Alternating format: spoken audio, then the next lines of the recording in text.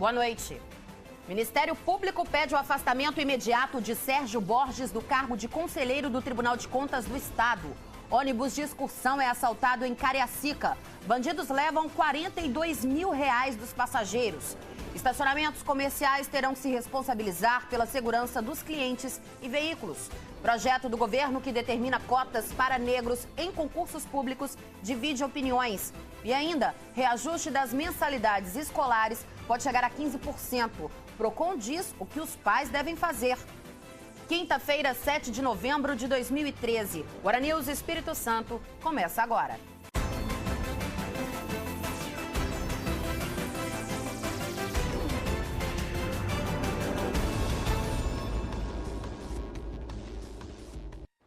Uma boa notícia para donos de veículos. A partir de agora, os estacionamentos comerciais terão que se responsabilizar pela segurança dos clientes e dos veículos.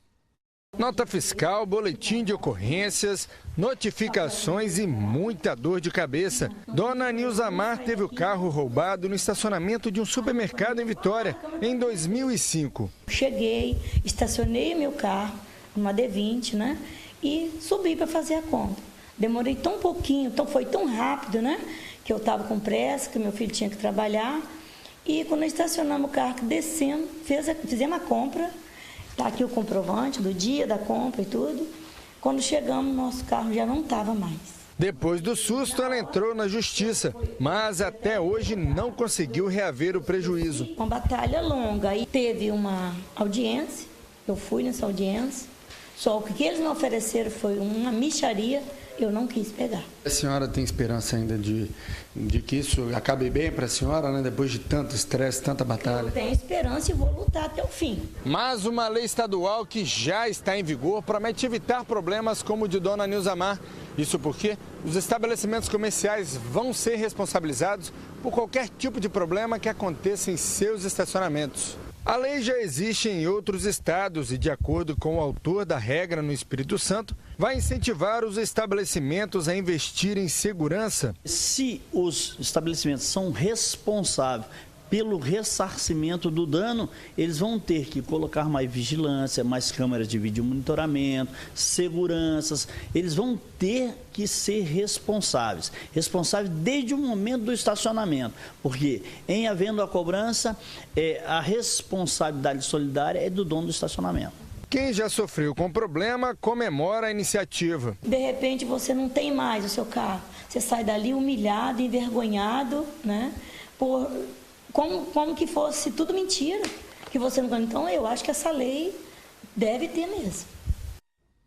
Comerciantes capixabas que fariam compras fora do estado começaram a viagem com um grande susto e prejuízo. É que o ônibus de excursão onde eles estavam foi assaltado hoje cedo em Cariacica. Além de objetos pessoais, os bandidos levaram quase R$42 mil em dinheiro. O assalto aconteceu às 7 horas da manhã em Campo Grande, em Cariacica, neste trecho movimentado da rodovia. O ônibus saiu de Vitória e seguia para Goiás, numa rotineira excursão de comerciantes que fazem compras de mercadoria fora do estado. Mas logo no início da viagem, eles pararam aqui para pegar o lanche dos passageiros. Foi neste momento que um Siena preto chegou e 6 homens encapuzados e armados fizeram um verdadeiro arrastão dentro do ônibus. Todos os 24 comerciantes tiveram pertences e dinheiro roubados, um montante que chega a quase R$42 mil. Esta mulher teve um anel, dinheiro e bolsa roubados. Ela não quer ser identificada, com medo de passar por isso de novo. A comerciante conta que os assaltantes foram violentos. Eles saltaram já do Siena preta, aterrorizando, botando todo mundo para dentro do ônibus, que nós estávamos na parada para pegar lanche, e foram aterrorizando e recolhendo. Do começo do ônibus, em torno de 24 pessoas, do começo do ônibus ao final. E levaram tudo. E foi muito aterrorizante. Eles chegaram a atirar, agredir alguém?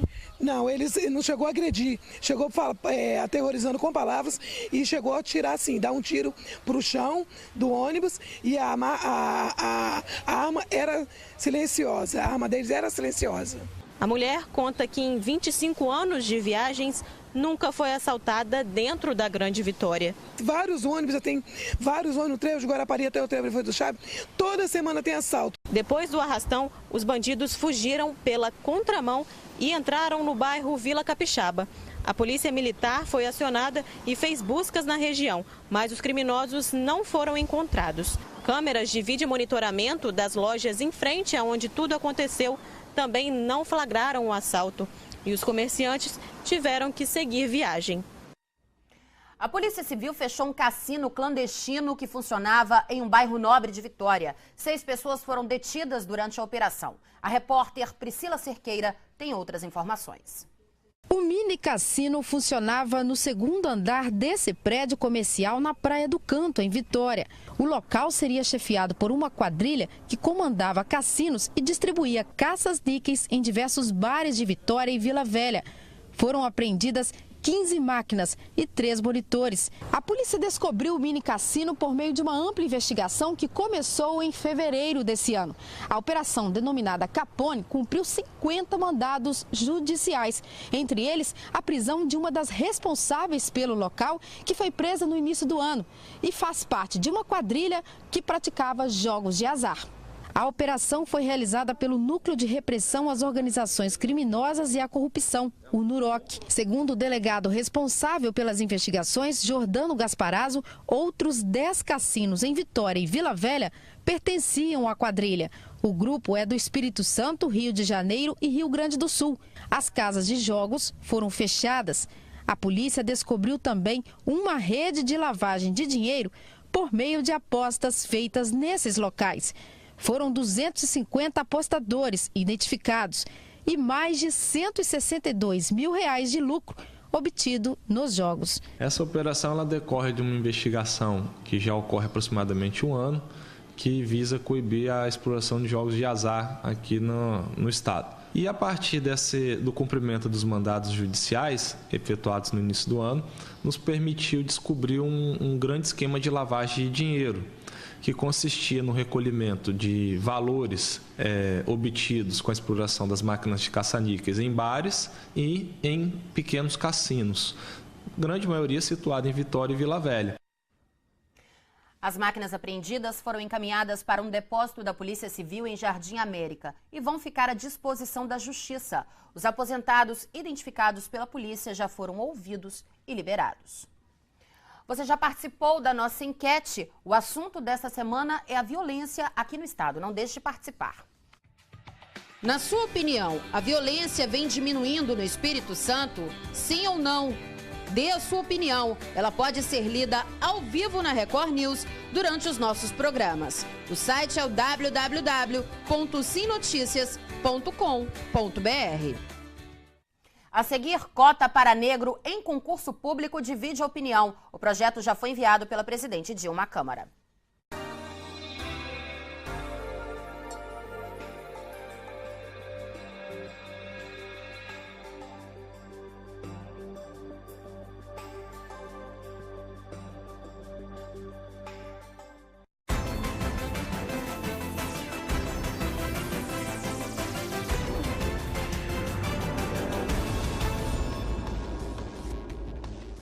Um tiroteio levou pânico a funcionários e moradores em frente ao Fórum de Ibiraçu na tarde de hoje. O alvo seria uma juíza que chegava ao trabalho depois do almoço, mas a polícia ainda não confirmou essa informação.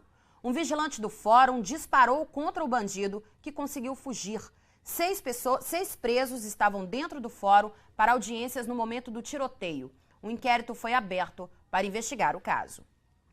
O governo federal enviou proposta ao Congresso Nacional que reserva 20% das vagas em concursos públicos federais para negros. O projeto é polêmico e divide opiniões. A escravidão no Brasil acabou há 125 anos, mas os negros continuam sendo maioria entre a parcela pobre da população. A pobreza no Brasil possui cor, e essa cor ela é majoritariamente negra. Nós observamos que nos espaços socialmente desqualificados, nós temos uma presença negra majoritária. De acordo com o último censo do IBGE, mais de 50% dos quase 191 milhões de habitantes do país se declaram negros ou pardos. No Espírito Santo, esse percentual sobe para 57%. A presidente Dilma Rousseff assinou o projeto de lei que cria cotas raciais para essa parcela da população em concursos públicos federais, proposta que divide opiniões. Contra essas cotas. Porque a capacidade não está na cor, né, das pessoas. Acho que o governo devia se preocupar em dar condições de pessoas estudar. Eu concordo, tá? Porque às vezes a pessoa dá mais prioridade, não digo todos, né? A pessoa de cor clara. Eu acho que 20% é muito pouco. Eu acho que tem que ser mais. Eu não concordo muito com isso, entendeu? Porque eu acho que a Constituinte garante direitos iguais e não precisa ficar com essas cotas aí para negros, pardos, índios, entendeu? Todo mundo tem direitos iguais segundo a Constituinte. Então, isso não concordo. Nós não podemos mais, hoje, né, os juristas têm essa clareza, de não entender mais a igualdade como meramente um princípio formal. Né? Uma igualdade vazia, uma igualdade que não tem concretude. Essa igualdade, o princípio da igualdade, ele tem que se refletir também numa igualdade de acesso e numa igualdade de oportunidades. Na realidade, a população negra, e as estatísticas demonstram isso a exaustão, inclusive as estatísticas dos órgãos oficiais, a população negra não tem o mesmo acesso e as mesmas oportunidades que os demais segmentos da sociedade, ou seja, que é a população branca no país. E isso justifica uma ação afirmativa, uma política específica para corrigir essa distorção. O projeto foi enviado ao Legislativo em caráter de urgência. Terá que tramitar em no máximo 45 dias. A proposta reserva 20% das vagas em concursos públicos para negros e pardos. O critério é o mesmo utilizado em pesquisas do IBGE. É o que cada um vê no espelho. É o próprio candidato que vai se declarar ou não afrodescendente. Essa igualdade formal, que é tão bem expressa pela nossa Constituição Federal, ela precisa ser materializada. É necessário que nós tenhamos mecanismos que promovam essa igualdade. E as políticas de cotas, elas vêm a produzir essa reparação histórica. Elas se apresentam como uma política de compensação, uma política compensatória que, ao reconhecer que o empobrecimento dos descendentes de africanos no Brasil foi historicamente produzido e é hoje socialmente mantido. É necessário alguma política que possa reparar todo esse conjunto de coisas. O assunto é polêmico e ainda promete muita discussão. O projeto de lei que prevê cotas para os negros em concursos públicos pode até mesmo ser questionado na Justiça. E eu converso agora com o professor de Direito Constitucional, Alexandre Amorim. Professor, boa noite. Boa noite, Adriana. Obrigada pela presença do senhor. Eu que agradeço. Sua opinião pessoal, o senhor é contra ou a favor as cotas em concursos públicos? Eu pessoalmente sou contra esse sistema. Por quê? Olha, sou contra porque eu penso que acaba desigualando pessoas que estão em situação de igualdade, né? O Brasil já tem uma tradição de acabar, em vez de atuar na verdadeira causa, atua muito no sintoma. A gente fica tratando um paciente com uma doença grave só à base de analgésico. Então, acho que, na verdade, o que falta é uma educação de base. O que falta é um verdadeiro investimento na base educacional para que todos possamos ter a igualdade de condições. Tratar que igualdade é tratar iguais como iguais e desiguais como desiguais. O problema é quando você desiguala os iguais. Então, o que acontece? Se realmente a gente ficar no sistema brasileiro dando esse famoso jeitinho, colocando uma legislação que na ponta tenta resolver um problema que na verdade é na raiz, a gente nunca vai ter a gente não vai resolver de vez, de fato, esse problema, né, das desigualdades sociais que no Brasil tem, que ultrapassa simplesmente a cor de uma pele. Não é um problema de cor, né? O senhor acredita que seja um problema muito mais social? É um problema muito mais social do que um problema meramente de cor. Até mesmo porque no Brasil é complicado dizer exatamente quem tem uma cor X ou uma cor Y, né? Já que é uma miscigenação racial muito grande no nosso país. Pois é, pelo sistema de cotas, o que está sendo proposto pela presidente, o próprio candidato é quem vai se declarar negro. Uhum. Como é que aconteceria essa fiscalização? Como é que a gente pode afirmar que uma pessoa é negra? Olha, sobre essa fiscalização, ainda alguns pontos meio nebulosos, não é? Vai da autodeclaração. Então, há digamos, uma ideia, um princípio de que ninguém poderia questionar o modo como você se vê. Então, se por acaso me declarar negro, até segunda ordem, até uma dúvida, eu deveria ser respeitado exatamente nessa minha opção. Então, claro que talvez pelo sistema de cotas, se ele realmente vier a acontecer, se o projeto de lei realmente virar lei, é provável que muitas pessoas acabem se declarando. E aí isso pode gerar realmente um grande questionamento e provavelmente então o governo vai fazer algum método de fiscalização, que também vai ser um pouco complicado, né? Já teve alguns casos, por exemplo, no Sul, em que pessoas eram analisadas por traços, né? Então traços do nariz, traços do rosto, mas o que também é muito complicado, porque a pessoa pode nascer com um certo traço fisionômico que parece com uma determinada etnia, mas a pessoa não tem nenhum traço dessa etnia. Então isso é muito subjetivo em certo ponto, isso é bem verdade. Professor, o Brasil está virando um país de política de cotas. Como é que o senhor vê isso?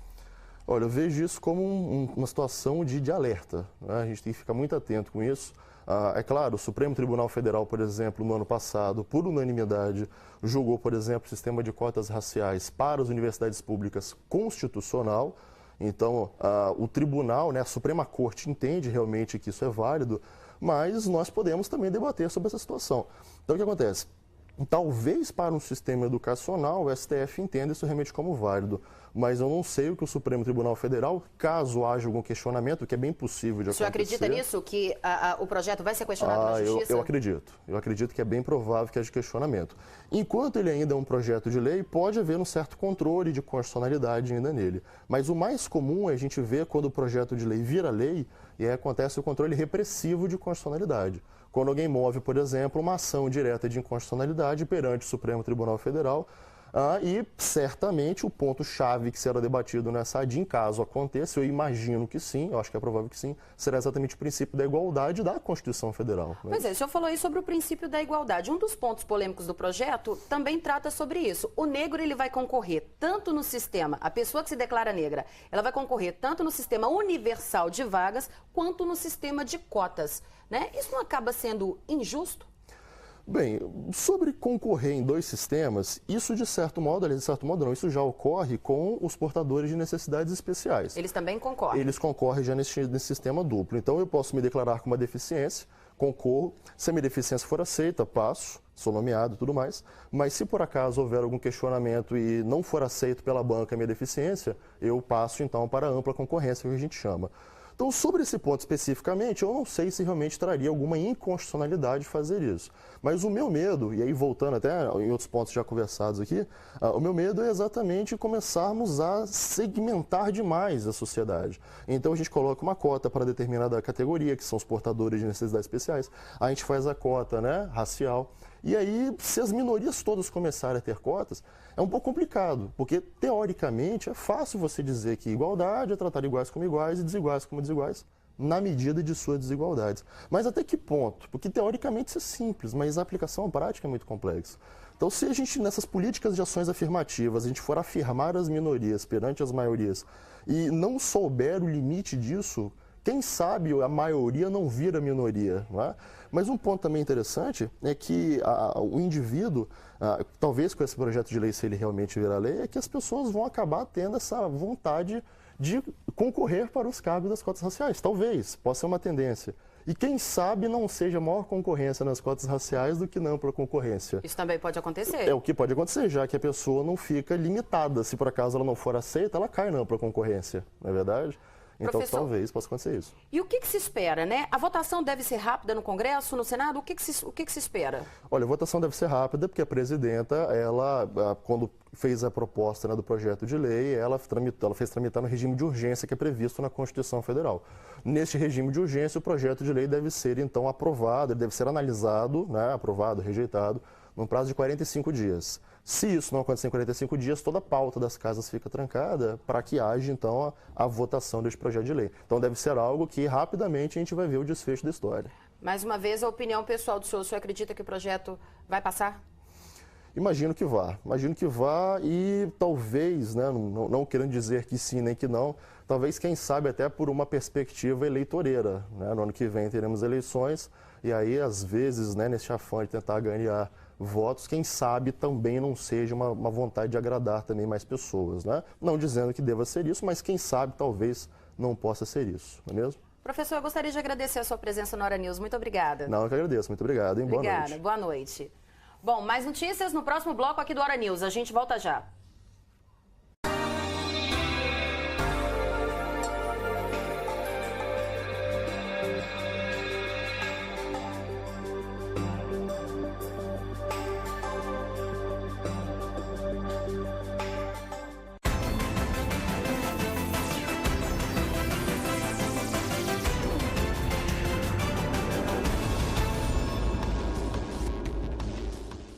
dia depois de ser empossado como novo conselheiro do Tribunal de Contas do Estado, Sérgio Borges foi alvo de uma ação na Justiça para barrar a nomeação dele para o cargo. O Ministério Público Estadual pediu à Justiça o afastamento imediato de Borges do cargo. Na ação protocolada hoje à tarde no Fórum de Vitória, o Ministério Público argumenta que Borges não cumpriria requisitos constitucionais para exercer a função. O atual conselheiro tem uma condenação por improbidade administrativa no Tribunal de Justiça do Estado, por ter recebido diárias da Assembleia Legislativa para custear viagens não realizadas. No pedido de liminar, o órgão quer que Borges fique longe do cargo até a decisão final da Justiça. Procurado pelo Hora News, o conselheiro Sérgio Borges informou que desconhece a ação. Disse ainda que acredita na Justiça e que seus advogados vão cuidar do assunto. Quer participar do Hora News? Você pode. Basta mandar para a gente as suas sugestões. E olha como é fácil. Basta enviar seu e-mail para pauta@recordnewses.com.br. Curtir nossa página nas redes sociais. facebook.com/recordnewses, pelo Twitter, twitter.com/recordnewses e ainda participar das enquetes no portal www.sinoticias.com.br. E você pode ligar para a nossa redação pelos telefones 34 34 57 23 e 34 34 57 24. Vamos agora a Cachoeiro de Itapemirim saber as notícias do sul do estado. Boa noite, Ramon Barros. Boa noite, Adriana Marques. Chuva e alagamento deixam os moradores de Marataízes revoltados. As cenas do cinegrafista amador mostram a força da água que atingiu Marataízes há 2 dias. Alagou muito, a chuva invadiu a calçada, tem a marca ali da água, olha. Tinha muito lixo flutuando também, foi terrível, terrível. Entupiu os bueiros, nossa, quase que invade a loja também. Uma cena que você nunca viu? Uma cena que eu nunca vi. Hoje é possível ver a marca na areia por onde a água passou. Na avenida principal do balneário, quem tem comércio reclama da falta de atenção dos órgãos públicos. Totalmente abandonado, o prefeito não pode fazer nada, que a justiça não deixa ele trabalhar.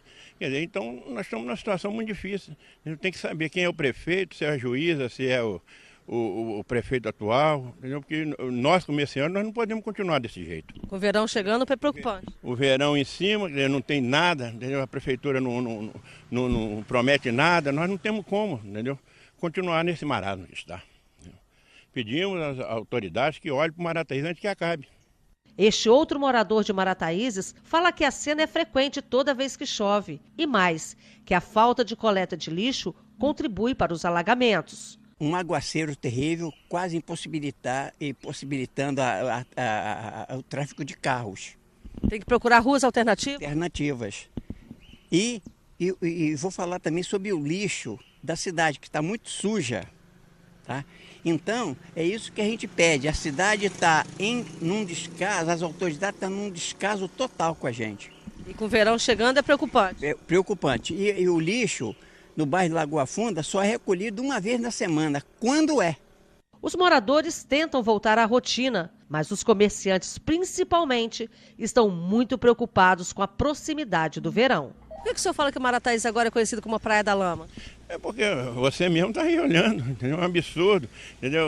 A pérola do sul do estado, como é chamado Marataízes, hoje está aí. Nós temos um deserto de Saara, entendeu? Eu com 40 anos em Marataízes, eu nunca vi isso na minha vida.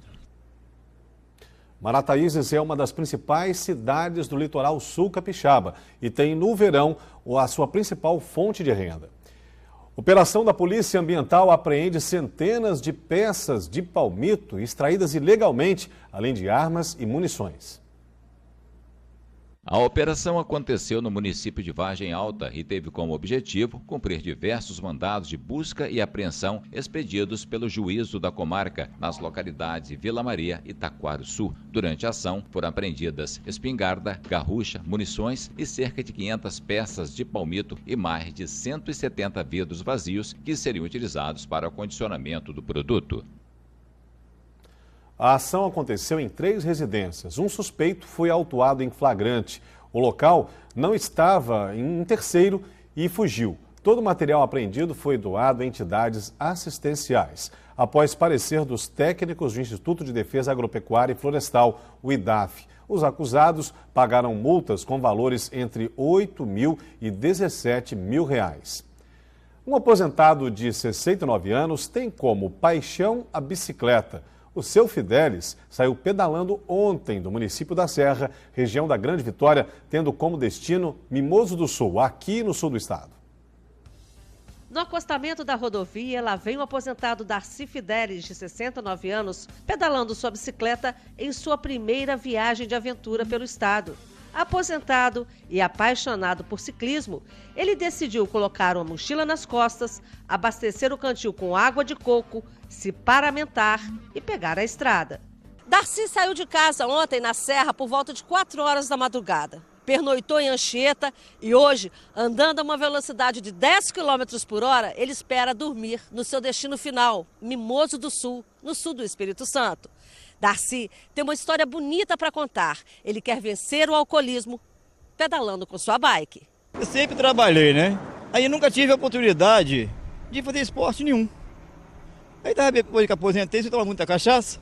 Aí resolvi fazer alguma coisa por mim, que aos 69,6, né? Eu fazia alguma coisa por mim. Aí resolvi dar umas pedaladas. Mas você falou que você bebeu a vida inteira? A vida inteira. Tem 4 meses que eu estou descansando. Me conta um pouco da sua história. Você bebeu a vida inteira, o que você bebia? Me conta mais de você. Somente cachaça. Apaixonado pela cachaça. Apaixonado pela cachaça. E agora você decidiu largar tudo e praticar só esporte? Fé em Deus. Ter uma vida mais saudável. Tem que ter, né? Quem que não gostar de mim, quem vai gostar de mim? Eu tenho um casal de filho pequeno, tenho um menino com 14, um menino com 15, uma menina com 12. Eu preciso deles, precisa de mim. E o exemplo bonito que você está dando é abandonando a bebida e praticando esporte. Família praticando esporte, né? Então tá, depois desse bonito exemplo e da rápida conversa na beira da estrada, ele se despede e segue em frente. Boa viagem ao nosso mais novo amigo que fizemos na estrada.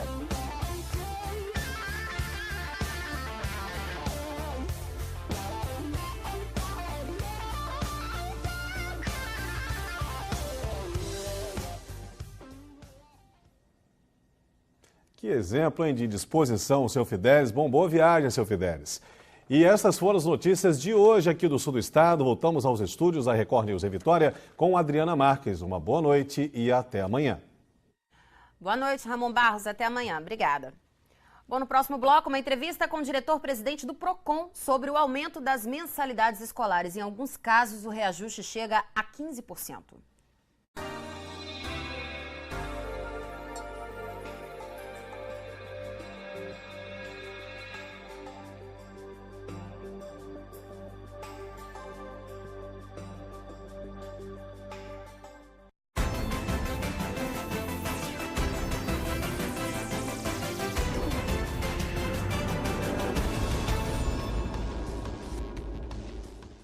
A cesta básica em Vitória fechou o mês de outubro como a terceira mais cara do país. Os dados são do DIEESE e foram levantados em 18 capitais. O valor fechou em R$ 313,78, crescimento de 4,06% na comparação com o mês passado. Vitória ficou atrás apenas de Porto Alegre e São Paulo. Na capital capixaba, o valor da cesta básica representa 50,3% do salário mínimo. Os produtos que mais influenciaram no preço foram tomate, com alta de 51,46%, feijão e o trigo. Os pais podem levar um susto na hora da rematrícula dos filhos para 2014. Algumas mensalidades escolares devem ter reajuste de 15%, bem acima da inflação. Sobre esse assunto, eu converso agora com Ademir Cardoso, o diretor-presidente do PROCON, aqui no Espírito Santo. Ademir, boa noite. Boa noite. Obrigada mais uma vez pela sua presença. Esse reajuste acima da inflação, ele é legal? Veja bem, não existe uma tabela de preços para o reajuste das mensalidades escolares. Que, aliás, é bom a gente até refazer o termo, que não é mensalidade. São anuidades e semestralidades que são divididas em parcelas. Esse reajuste, ele tem que levar por base os custos, o aumento dos custos com pessoal e o custeio, né, o aumento dos custos no custeio, tipo água, luz e outros custeios, outros custos que a escola tenha, até o aumento, a melhora da atividade pedagógica.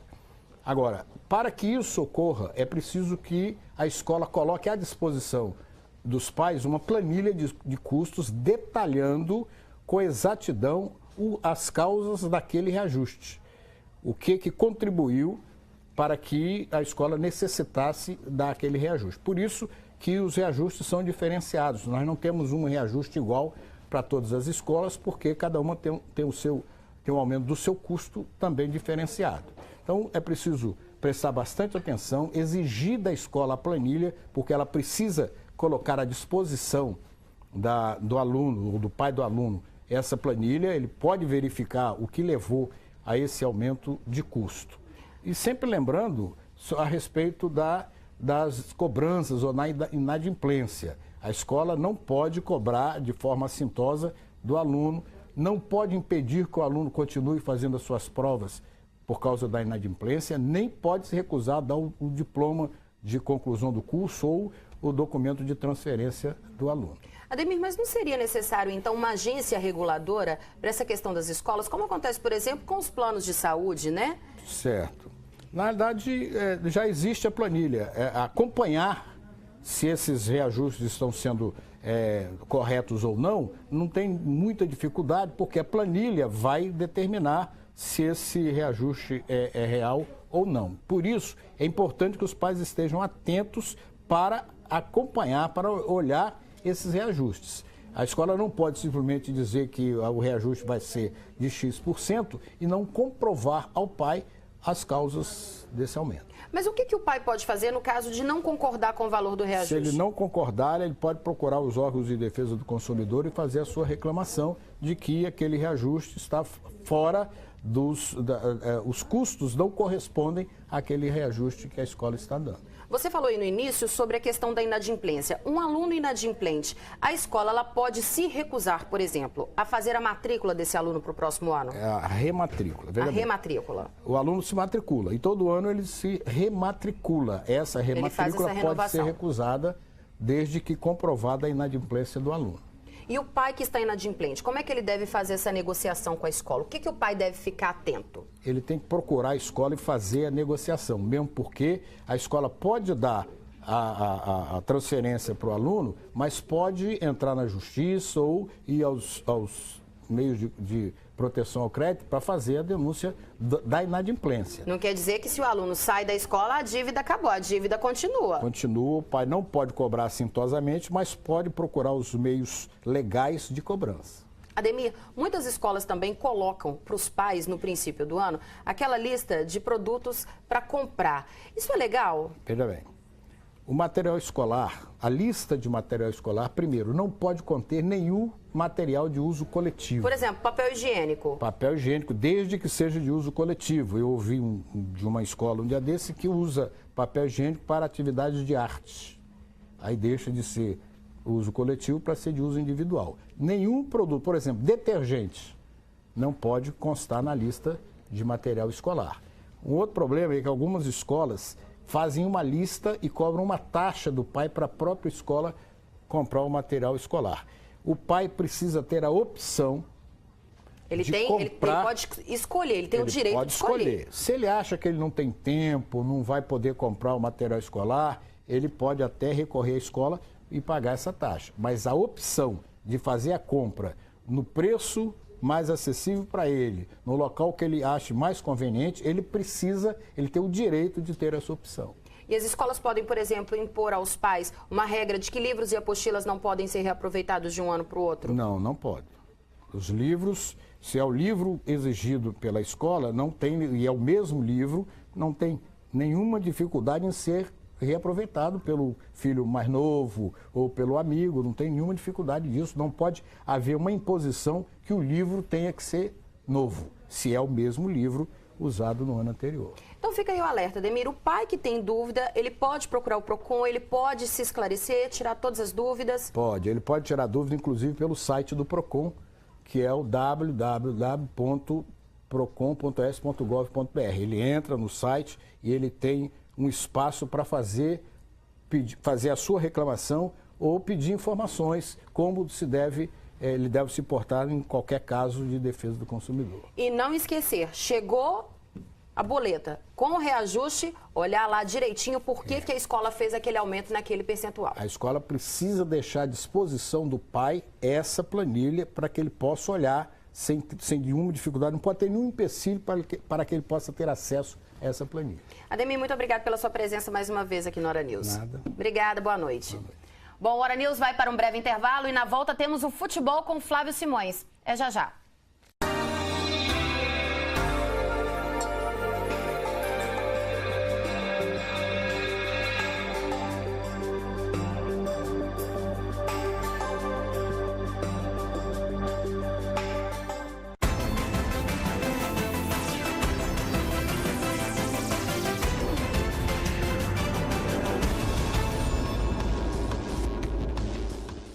Vamos agora ao futebol. Flamengo e Atlético Paranaense venceram ontem e vão se enfrentar na decisão da Copa do Brasil. Assunto para o nosso comentarista esportivo, Flávio Simões. Boa noite, Flávio. Boa noite, Adriana. Boa noite a todos que nos acompanham. Bom, na verdade, Adriana, o Atlético Paranaense empatou ontem, mas como havia vencido a primeira partida, se classificou sim para a final. O que importa é a classificação, né?